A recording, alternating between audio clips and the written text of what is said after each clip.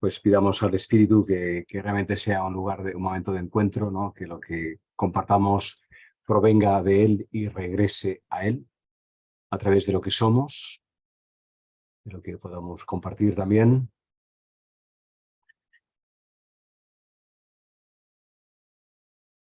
Y tal vez pues voy a leer un texto breve de la carta a los Efesios, porque es lo central de lo que vamos a hablar ahora.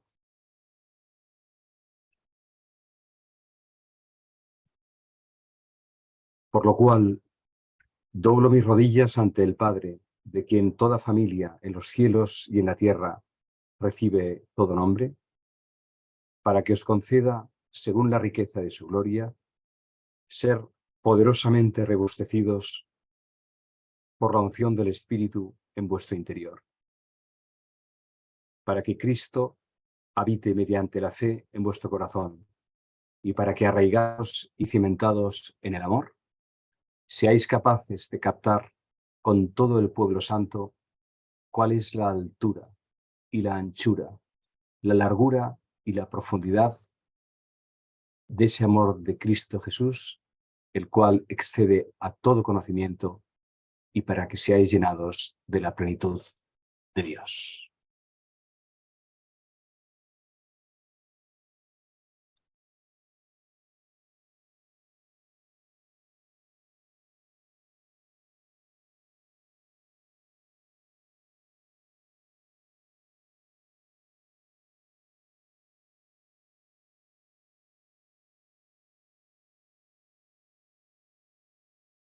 Pues venimos a adentrarnos en esta profundidad, en esta anchura, largura y altura que está fuera y al mismo tiempo dentro de cada uno de nosotros.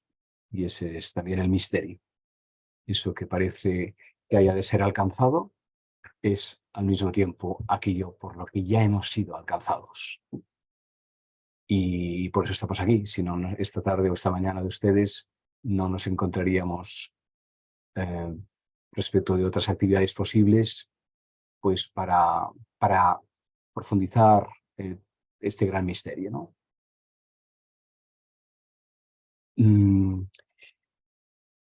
Sí, bien, habéis leído el libro y culmina pues con esa expresión de San Pablo que no en todas las traducciones aparece de este modo.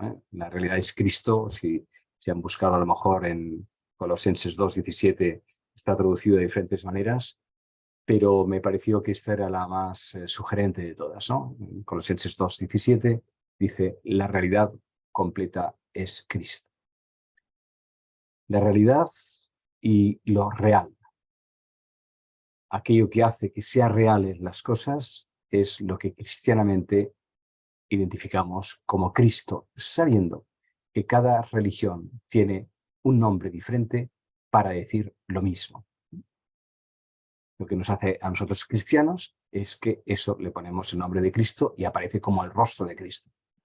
Pero si fuéramos budistas, lo llamaríamos la naturaleza búdica; si fuéramos musulmanes, lo llamaríamos la naturaleza muhammadiana o la revelación del Corán; si fuéramos hindús, según las diferentes corrientes, cada una le llama de una manera diferente. Y ese es también el misterio, ¿no? Que nos adentramos en un contexto interreligioso y al mismo tiempo lo hacemos a través de nuestra religación, porque como ahora mismo estamos hablando en castellano y no estamos hablando en swahili o en ruso o en otra lengua, ¿no? Por lo tanto, es a través de nuestra lengua que nos podemos comunicar. Pues también la religión es un lenguaje que, que articula y despliega lo inefable, ¿no?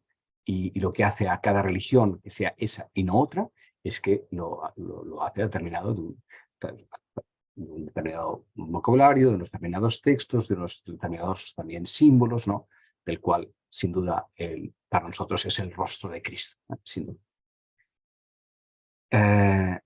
Mantener simultáneamente la radical, digamos, unicidad y especificidad del propio camino que nos hace caminar por este y no por otro camino, y al mismo tiempo reconocer con una generosidad inmensa que los otros caminos van a dar al mismo lugar, eso forma parte también hoy de nuestro tiempo. Y no siempre es una cuestión fácil, pero ahí estamos, en algo que es relativamente nuevo, de un modo, para decirlo así, mayoritario, cada vez más mayoritario. Eso había sido, en algunos casos, algunas personas más cercanas a tradiciones religiosas habían hecho ese esfuerzo, pero hoy en día eso ya es, de alguna manera, patrimonio de esta aldea global, donde ya en el foro común están las religiones, cada cual con sus cantos, con sus símbolos, con sus textos y también con su silencio. Bien, pero nosotros lo hacemos pues a través del lenguaje cristiano, lógicamente, porque es el que nos acompaña, el que nos guía y el que nos despliega también, ¿no? Bueno, llegar a comprender que la realidad es Cristo o que lo real es Cristo, requiere un camino, requiere un proceso, que es en el que, como digo, mayoritariamente o cada vez más mayoritariamente nos encontramos. Y me atrevería a simplificarlo de alguna manera y a explicarlo como en tres tiempos. Hay tres momentos que coincidirán probablemente con el propio itinerario personal de cada uno de ustedes. Y también, hasta cierto punto, con el tiempo colectivo de la historia de la Iglesia. Y podemos decir que el primer momento es Jesús de Nazaret. Accederemos a esa inmensidad a través de la concretud de esa encarnación, así ha sido llamado en nuestra tradición, donde el creador y desplegador del universo se ha reducido, digamos, concentrado en un ser humano, cuyo nombre es Yeshua de Nazaret, Jesús de Nazaret. Esto es una mirada retrospectiva, lógicamente, porque aquellos que vivieron con él no estaban todavía en este lenguaje, no hubieran dicho, era imposible que pudieran decir que era la encarnación del Hijo de Dios. En el recorrido que vemos en los evangelios, hay un progresivo y lento reconocimiento, primero, de la persona concreta de Jesús de Nazaret. Hoy en día se están haciendo muchos estudios exegéticos, históricos, sociológicos, incluso se está llegando a una segunda o tercera cristología que llega hasta a estudiar qué granos de trigo se comían en aquel tiempo en Nazaret y qué tipo de maderas habían, porque Jesús parece que era hijo de un artesano, parece que José no fuera solo carpintero, sino pues que hacía bastantes cosas a la vez en todas las casas que había que construir. Parece que Nazaret estaba cerca de una colonia romana y entonces podría haber sido eso también el inicio de una mirada más cosmovisional de Jesús, que no quedó solamente reducido en un pequeño pueblecillo de Palestina, sino que ya desde pequeño con su padre habría ido a esta ciudad cercana y por lo tanto habría oído latín, habría oído griego, bueno, eso son descubrimientos recientes historiográficos que nos aproximan a esa figura concreta de la cual sabemos que vivió entre 30 y 33 años, y también, según las cronologías de los evangelios, que difieren bastante, según unas cronologías, fue solo un año la vida pública de Jesús, solo un año, y en cambio en Juan parece que se hable de 3 años. O sea, no, esa vida pública que decimos 3, en algunos de los evangelios es uno solo. Y en uno sucedió tanto. En un solo año, o 3 años, que también serían muy pocos, en nuestra historia, la historia del mundo cambió. Bueno, ¿qué sucedió ahí? ¿No? Bien, pues un hombre, un varón de 30 años aproximadamente, que hoy en día sería pues unos 45 años, sea suficiente recorrido de madurez como para que no sea un joven adolescente, ¿no?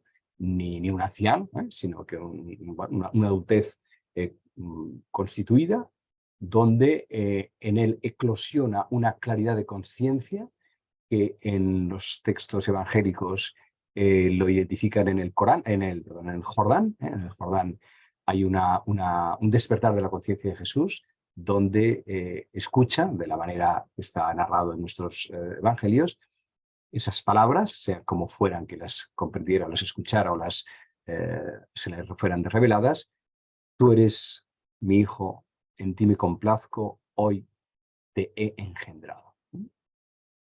Y a partir de esta experiencia fundante de Jesús en el Jordán,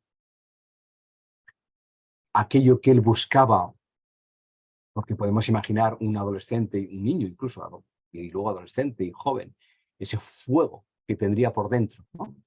El quemaría, ¿no? En sus noches y en sus días, ¿no? Esa mirada profunda y amplia y al mismo tiempo compasiva. Preguntándose por su llamada, ¿no? Por su identidad, por su misión, ¿no? Eso que también hoy en día parece que hay más claridad sobre el tema, ¿no? De que no es que, según los relatos evangélicos, pues Jesús hubiera ido hacia los 30 años, 15 días más o menos, haciendo una acampada cerca del Jordán, porque según la tradición su primo estaría ahí bautizando. No, eso parece que es mucho más largo. Es posible que Jesús, vamos, parece ser, ¿no?, que fueran años de búsqueda. Eso que queda explicado en pocos días, es muy posible que Jesús estuviera recorriendo los diferentes grupos político, místico, religiosos que había en aquel tiempo, desde los esenios, celotas, saduceos y otros grupos que había en un tiempo de mucha agitación. Él busca, ¿no? Busca la palabra que le resuene, ¿no? Que le resuene. Y de todo lo que él ha visto, donde reconoce a su maestro, digamos, a alguien que le puede decir algo nuevo, es Juan, ¿eh? Ese profeta que, muy austero, dice unos textos, viste con piel de camello, y esto es muy importante, Juan se sitúa radicalmente en la tradición profética, en contraposición a la tradición sacerdotal, que coexisten con cierta dificultad durante 4 siglos o 5 siglos en Israel.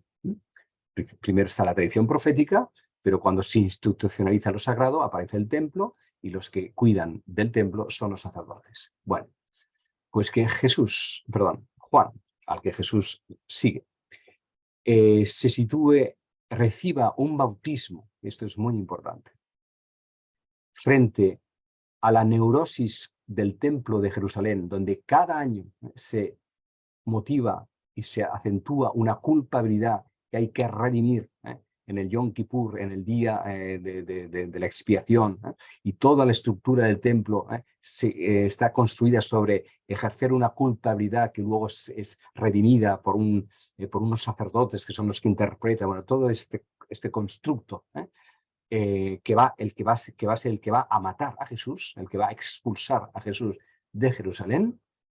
Está desde el inicio decantado en Juan, porque cuando Juan está en el Jordán, en lugar de hablar de una expiación anual que hay que hacer en el templo a cambio de palomas o becerros o lo que sea, él habla de un solo bautismo de conversión, una sola vez en la vida basta para convertirse, es para girarse 180 grados, que es lo que significa tebubá en arameo, conversión, convertirse, girarse 180 grados hacia lo esencial, ¿no? Hacia Dios, ¿no? Un solo bautismo, sin ninguna moneda a cambio, sin ninguna tórtora, ni ningún animal, ni ninguna ofrenda, la verdad de sí mismo. Juan no pide nada a cambio, de tal manera que los sacerdotes de Jerusalén van a preguntarle quién es él, si ese es el Mesías o qué está haciendo, porque está atrayendo a mucha gente, ¿no? Bueno, a Jesús lo encontramos como discípulo de Juan durante un tiempo y allí tiene su experiencia fundante, no en un templo, sino en las aguas limpias y frías, si os habéis bañado en el Jordán en invierno, son frías, si es en verano, son muy calientes y escasas. Bueno, pues ahí él recibe el conocimiento de su identidad. Y ya está. En algunas de las traducciones de ese momento, en Lucas en concreto, se dice: tú eres mi hijo, en ti me complazco, hoy te he engendrado. Hoy. Y ese hoy es eterno. Es siempre el hoy de Dios, ¿no? No es hoy que se convierte luego mañana en ayer porque ya ha pasado ese hoy, ¿no? No, ese hoy es extendible, tiene sabor de eternidad. Ese hoy se produce en cada instante. En cada instante Él es engendrado. Y lo que irá descubriendo, entonces, por eso se va 40 días al desierto, no para ser tentado, sino para profundizar en lo que ha sucedido. Y entonces comprende que el reino de Dios ya ha llegado. Eso que el pueblo de Israel lleva 400 años esperando, ya está allí. Y Él es el mediador o la realización de ese tiempo de Dios, ¿no? Que es el reino de los cielos, el reino de Dios en la tierra. ¿Qué sucede? ¿Qué sucede? Que aquellos y aquellas que tienen el corazón limpio lo pueden percibir y cada uno y cada una de ellas es sanada de su dolor, de sus diferentes dolencias. Hay muchas, digamos, curaciones, muchas también integraciones en la sociedad, de una sociedad muy dual, muy terriblemente elitista o, bueno, condenatoria, regida por lo impuro, por lo puro, por lo impuro, por lo prohibido, por lo permitido. Jesús restablece e integra a los que son expulsados por la ley de nuevo en la comunidad, porque hay otra ley superior que no expulsa a nadie, ¿no?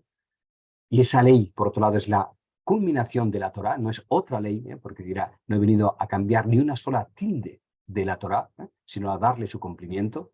Esa es también la gran paradoja de entonces y de ahora, porque todo esto nos iremos acercando a hoy, porque hay muchas cosas muy parecidas hoy de aquel 2000 años atrás, ¿no? Lo que sucede es que Jesús de Nazaret de tal manera interpreta la tradición que ha recibido que la desborda, y el cuenco que la contenía al mismo tiempo queda superado. Y eso está representado pues por la expulsión de Jesús, la crucifixión de Jesús fuera del recinto de Jerusalén. Jerusalén no puede soportar tanta incandescencia porque no cabe ahí en las murallas de esa ciudad que se ha construido, ¿no?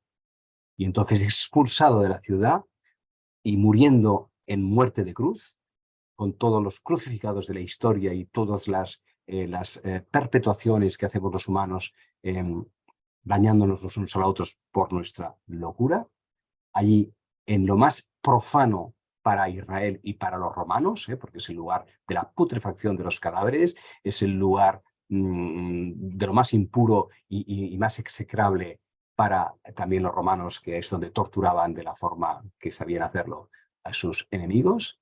Allí se desgarra el velo del templo, porque eso que está escondido y secuestrado dentro de la ciudad en el Sancta Sanctorum ha quedado abierto para siempre, porque nadie puede secuestrar a Dios. Y ese secuestro de lo sagrado es la tentación, la terrible tentación y el terrible pecado de toda religión, incluida la nuestra.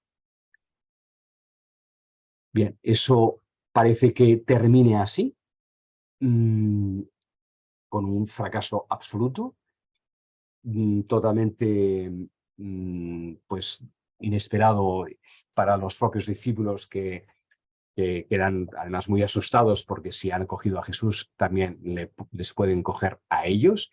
Hay también unas últimas interpretaciones que están haciendo de que los dos bandidos clásicos que murieran a izquierda y a derecha de Jesús no serían dos bandidos, sino que serían más que dos y que serían algunos de los discípulos que encontraron, que llegaron también a coger con Jesús. O sea que no todos pudieron huir y que cogieron a los que pudieron y los crucificaron juntos.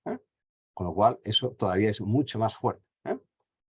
No solo a Jesús, sino a Jesús y todos los que le seguían. Por lo tanto, estaban a peligro de muerte y por eso el miedo que tienen durante la resurrección, en Pentecostés, porque van también a por ellos. Porque entienden muy bien que no es solo Jesús, sino es aquellos que se han sido intoxicados por Jesús, digamos, ¿no? Bueno, todo eso parece que termine una vez más en manos de los poderosos que aplastan, ¿no?, cualquier brizna de libertad o cualquier brizna de novedad que aparezca en el pueblo, digamos, y de pronto y no tan de pronto, porque la resurrección, cuando leemos los relatos de resurrección, vemos que no es tan de pronto, porque ese tercer día, además el tercer día también es un símbolo. Tercer día no significa pasado mañana, ¿verdad?, ¿no?, sino que significa el tiempo necesario para que acabe algo y comience de nuevo otra cosa. Hay quien lo ha puesto en relación con la luna nueva, cuando la luna muere en su luz al final de su ciclo. Durante 2 días no se ve la luna y al tercer día vuelve a aparecer en su proceso de luna creciente. Bueno, son poblaciones muy miradas, muy relacionadas con el cielo y por lo tanto es muy posible que ese al tercer día significa el tiempo suficiente para que realmente termine un ciclo y comience uno nuevo. Por lo tanto, no son 3 días, ni siquiera, bueno, sino que es un tiempo y cada cual tiene su tiempo. Y eso también está expresado en los evangelios, porque a María cada cual tiene su tiempo y su lugar. En María Magdalena es aquella misma mañana del lunes, digamos, de nuestro hoy domingo, pero del lunes judío, en el sepulcro. En los otros discípulos es en el cenáculo donde estuvieran reunidos en Jerusalén, en los de Emaús camino pues, de su huida, en otros es en el lago. O sea, el Señor se aparece en nuestros lugares y nos viene a buscar ahí donde estamos extraviados, ¿no?, en el tiempo oportuno, ¿no? Bien.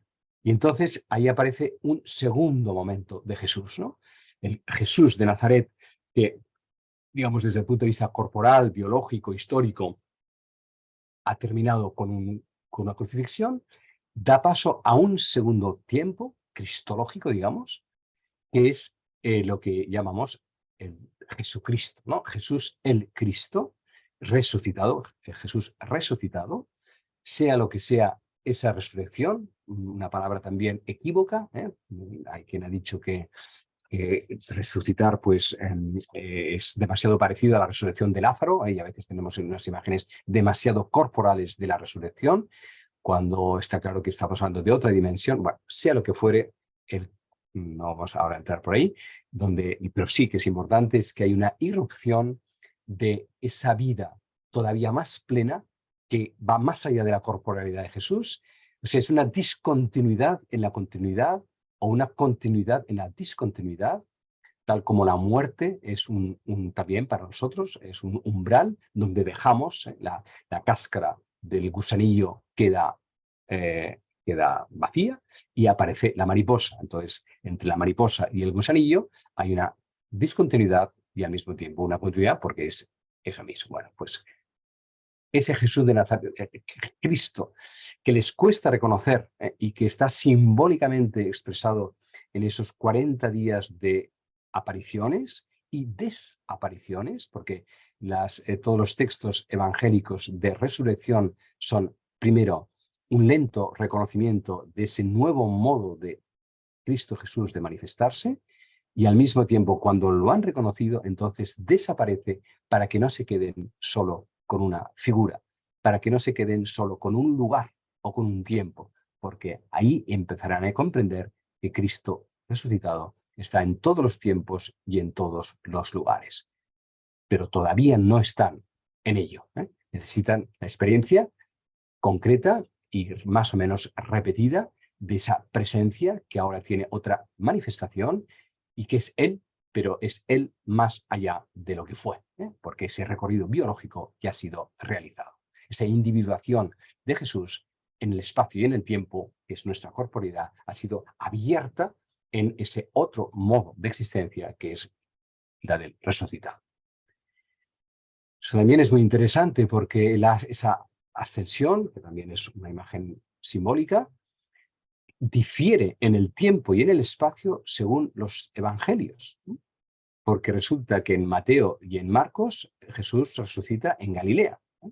Ir a Galilea porque os precedo y va a hacer la ascensión, digamos, en Galilea. Y en cambio en Lucas, y en Juan no aparece, en Lucas, la resurrección se produce en Jerusalén.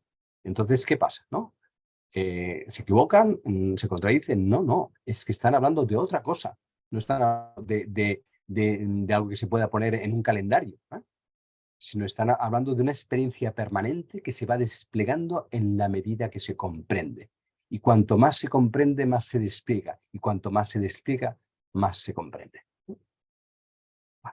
Eso en la primera comunidad van entendiendo que ahí ha pasado algo mucho más que un simple profeta, digamos.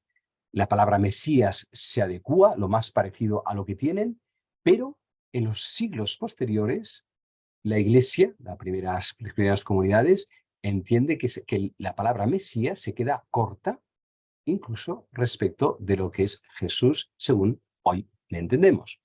No es solo alguien que Dios envía, que es el Hijo del Hombre, bueno, pues las imágenes mesiánicas que son muy potentes, pero que todavía son de un ser enviado por Dios, ¿no?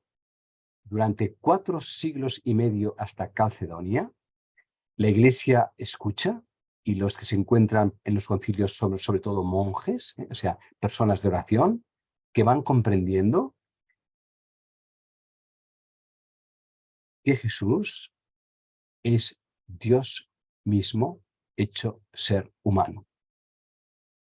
¿Y cómo puede ser que Dios pueda ser humano y al mismo tiempo no perder su trascendencia? Y entonces poco a poco va apareciendo la comprensión triunitaria de Dios, donde siendo el uno, al mismo tiempo es múltiple, es tres, en sus diferentes modos de ejercer o de estar en la divinidad. Y lo propio del Hijo es tomar la forma que contiene todas las formas de las cuales nosotros participamos en cuanto que forma también creada. Y entonces se llega a esa formulación máxima de Calcedonia, sin separación, sin confusión tampoco, Dios y hombre, toda la... Y ahí es donde entramos en algo importante. El cristianismo se detuvo dogmáticamente allí, en el siglo V, se detuvo en Calcedonia, porque no se podía decir ya nada más. Y eso es donde el cristianismo encuentra su identidad, y su teología, y su antropología. Bien. ¿Qué está sucediendo hoy? ¿Qué se está produciendo en un sentir colectivo cada vez más compartido? También fruto, yo creo, del encuentro con las demás religiones y también por el paso purificador del ateísmo, porque mucho del ateísmo contemporáneo es una negación de un Dios infantilizante que ya no cabe en nuestras mentes ni en nuestros corazones. Y es una noche oscura de una civilización que busca esa trascendencia, pero de formas creíbles y no de formas increíbles como son las que, bueno, según cómo se lea en los textos bíblicos y evangélicos, según en qué grado de conciencia se lean, pues ya no pueden acompañar, pero según cómo se interpreten, y aquí es donde estamos ahora, estamos interpretándolos con un nuevo estado de conciencia que nos permite comprender algo nuevo que no se había dado, yo creo, se ha dado en los místicos y en las místicas, que estamos recuperando en los últimos años. Santa Teresa, San Juan de la Cruz, Juliana de Norwich, las Beguinas, unas cuantas personas, Maestro Eckhart, por supuesto, atisbaron eso, y, bueno, atisbaron y lo dijeron, ¿no? Pero eran voces aisladas, ¿no? Y además algunas de ellas prohibidas, ¿no?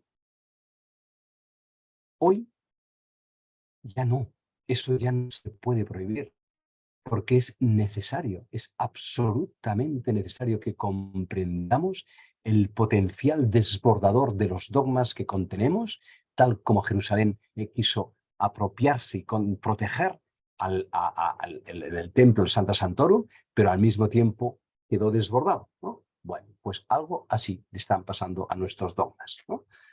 Protegen lo más sagrado, pero según como los entiendan, lo secuestran, o según como lo entiendan, quedan desbordados por la comprensión contemporánea de aquello que fue dicho hace 1500 años. ¿Y qué es lo que hoy comprendemos? Por gracia de Dios, no porque seamos mejores que nuestros ancestros, ni mucho menos. Lo comprendemos gracias justamente al camino de nuestros ancestros, a todo el relevo generacional que hoy nos hace ser hijos e hijas del siglo XXI y no del siglo XX, del siglo XIX o de otros siglos. ¿No? No es porque seamos mejores, ¿no? Además, incluso a lo mejor nosotros fuimos aquellos, pero bueno, este es otro tema. Es decir, ¿cuál es la cuestión? ¿Y si resulta que lo que fue dicho de Jesús es lo que hoy podemos comprender que es dicho de todas y de todos? Que esa encarnación de Dios en Cristo Jesús se sigue produciendo en cada uno y en cada una de nosotros y de nosotras. Y entonces puede haber una reacción de ciertos guardianes de la ortodoxia, ¿no? Que se desgarren como Anás y Caifás, ¿no? Diciendo blasfemia, ¿no? Como cuando Jesús en el Sanedrín, y eso le lleva a la muerte, el castigo de Jesús es un castigo teológico, además de que les molestara socialmente también, no, las dos cosas, era muy molesto, pero además lo que justifica la condena es la teología. Cómo tú te eriges en en Mesías, como el Hijo del Altísimo, si eres un hombre cualquiera, al que se te puede abofetear, que lo abofetean, humillarlo, y no sale fulguración de fuegos destrozando y quemando, no, no pasa nada allí delante de ellos, ¿no? Porque no saben ver lo que está sucediendo, ¿no? Como Pilatos que tuvo a Jesús ante él y dice, ¿qué es la verdad? ¿No?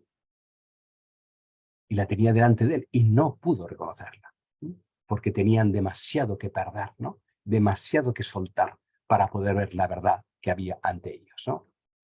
Bien, pues si el Mesías que esperaba Jerusalén, Israel, era un Mesías que con él llegaría al fin de la historia porque acabaría con los enemigos y con las enfermedades, y el signo aún ahora para los judíos de que Jesús no es el Mesías es porque la historia no terminó y ellos creen que cuando llegue el Mesías será el fin de la historia y por lo tanto la historia ha terminado, por lo tanto Jesús no podía ser el Mesías. Eso es una determinada manera de comprender el Mesías, como lo mismo hoy puede estar sucediendo. ¿Cómo nosotros podemos decir que somos lo mismo que Él si cada uno de nosotros sabe las sombras que arrastra, ¿no? Y las heridas y todo aquello de incompleto que hay en nuestra existencia? Sin duda, no vamos a idealizarnos ni a confundirnos, ¿eh? Pero no se trata de eso, no se trata de eso, porque el camino evidentemente que hay que seguir haciéndolo, sino de reconocer el don infinito que hay en nuestro ser finito, ¿eh? Y ese don infinito no nos pertenece, sino que eso es un despliegue que hoy se nos puede permitir comprender, y eso cambia la manera de vivir la religión, de vivir nuestros rituales, de vivir la estructura eclesial, cambia muchas cosas. Y por esto asusta. Y al mismo tiempo ya no podemos ir hacia atrás, porque cuando se produce una claridad de conciencia, se produce para todas y para todos. y ya no podemos ir hacia atrás.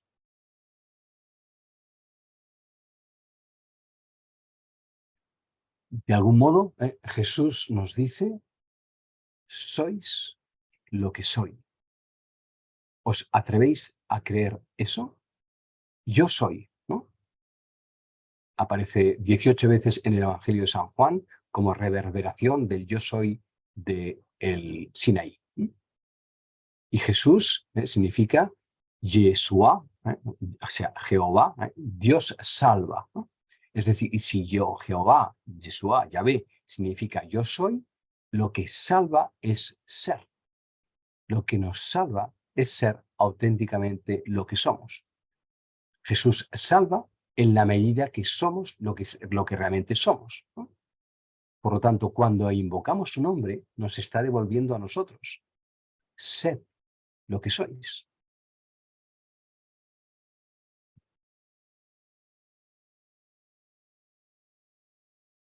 Y eso es lo que empezamos a atisbar cada vez más todos y todas. Entonces, decir que Jesús es la realidad, Cristo es la realidad, es comprender que Jesús de Nazaret en su momento y que la estructura crística, ¿no?, tiene la capacidad de conjunción de lo divino, de lo humano y de lo cósmico, o sea, es una conjunción cosmoteándrica, que es el misterio de la encarnación, donde según el modo de vivir, porque eso evidentemente no es una idea, es un modo de vivir, el modo crístico de vivir, el modo jesuánico de vivir, es decir, como lo vivió Jesús de Nazaret hace 2000 años, pero que ha de ser revivido y recreado hoy, 2000 años después, cada cual en su contexto. En esa conjunción donde lo divino se hace humano y se hace historia a través de nuestra corporeidad y se hace camino compartido con, bueno, con toda la humanidad, ¿no? Tratando también de comprender cómo las otras tradiciones religiosas han recibido ese mismo mensaje a través de sus propias tradiciones, sus propias revelaciones.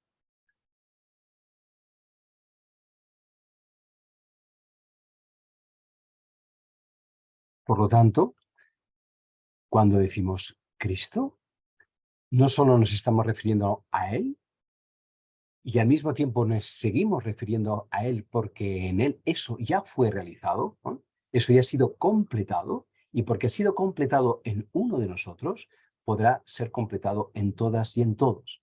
Por eso la tradición dice que Jesús nos salva, ¿no? La salvación que viene de Jesús, según el lenguaje tradicional, significa que en Él se ha realizado lo que nosotros está todavía en proceso de realización, pero porque solo ya en uno de nosotros se ha realizado, eso ya ha abierto las puertas de la posibilidad de nuestra propia realización. Entonces, Jesús sigue siendo pauta porque sus palabras, su vida, su modo de vivir y su modo de morir es pues, paradigmático, por supuesto,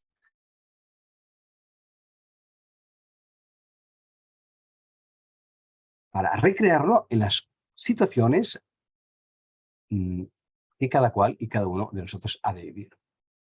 Entonces leemos los evangelios para que provoque en nosotros nuestro propio evangelio. El quinto evangelio se ha dicho que son el de los Hechos de los Apóstoles, pero luego está el sexto, el séptimo, el octavo, el noveno y el 8 millones de cada uno de nosotros que somos los que hoy existimos en un deseo crístico de realizar lo que verdaderamente importa, es juntar el cielo y la tierra a través de lo que somos. Eso es real. Espera a realizarse, hacerse real. Entonces ya es y al mismo tiempo todavía está por hacer, ¿no? Porque esa es nuestra condición de seres humanos, nuestra condición procesual, ¿no? Y ahí es donde estamos, ¿no? Entonces, decir que la realidad es Cristo es digamos, desvelar, correr el velo de lo real, para que en esa transparencia que en él ya fue y que nuestros hermanos y hermanas mayores se ha ido dando, y por eso seguimos leyendo o estamos redescubriendo textos que habían quedado en el olvido porque con otras categorías no eran inteligibles, y en cambio hoy nos alimentan porque dicen lo que hoy necesitamos cada vez más escuchar y orar y compartir todas y todos, ¿no?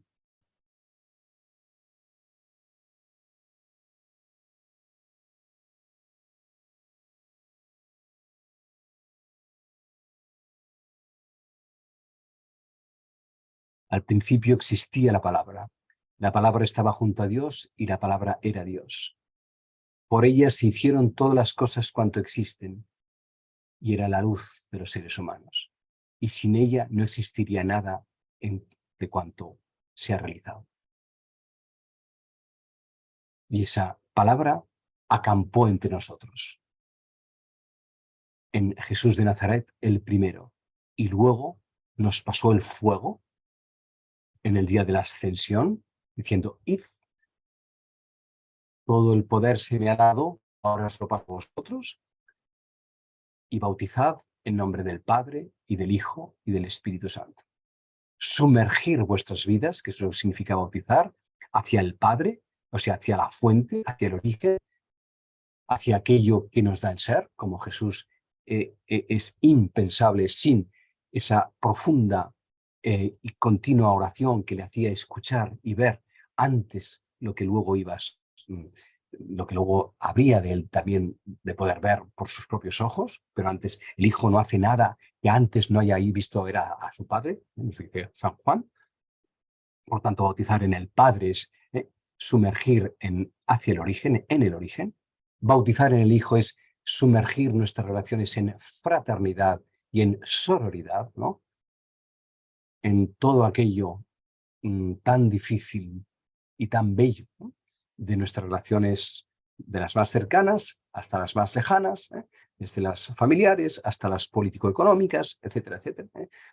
Es decir, ese reino de Dios que se teje relacionalmente, por lo tanto en horizontalidad, en filiación compartida, o sea, bautizar en el Hijo, y bautizar en el Espíritu Santo, sumergir vuestra mirada y vuestra comprensión en el dinamismo divinizador del Espíritu Santo, que no sabemos de dónde viene y a dónde va, aunque sí sabemos en verdad de dónde viene y a dónde va, porque procede de Dios y regresa a Dios a través de cada una de las situaciones concretas que se han de discernir, porque las situaciones son múltiples circunstancias y en cada momento hay que escuchar ese flujo del espíritu, ese discernimiento para saber si lleva hacia las fuentes de la vida, hacia el origen, hacia el Padre y a la fraternidad, o si no se encierra en bucles inacabados de autocentramiento o de extravío o de lo que fuere, ¿no?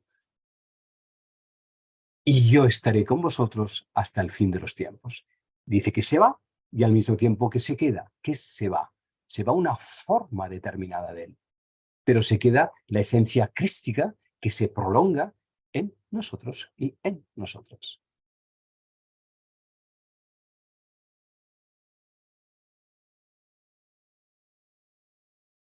Bueno, pues algo así. Esto no son más que balbuceos de una música y de una melodía que cada cual la compone, la canta y la escucha a su modo, y al mismo tiempo que podemos compartir, porque pues tenemos el mismo lenguaje, las mismas referencias, y eso nos hace sentirnos, pues eso, formar parte de esa tribu que decíamos antes, ¿no? O de varias tribus, porque cada cual también tiene diferentes referentes, está bien, ¿no? Para nutrirnos, para confortarnos, confrontarnos también a nuestras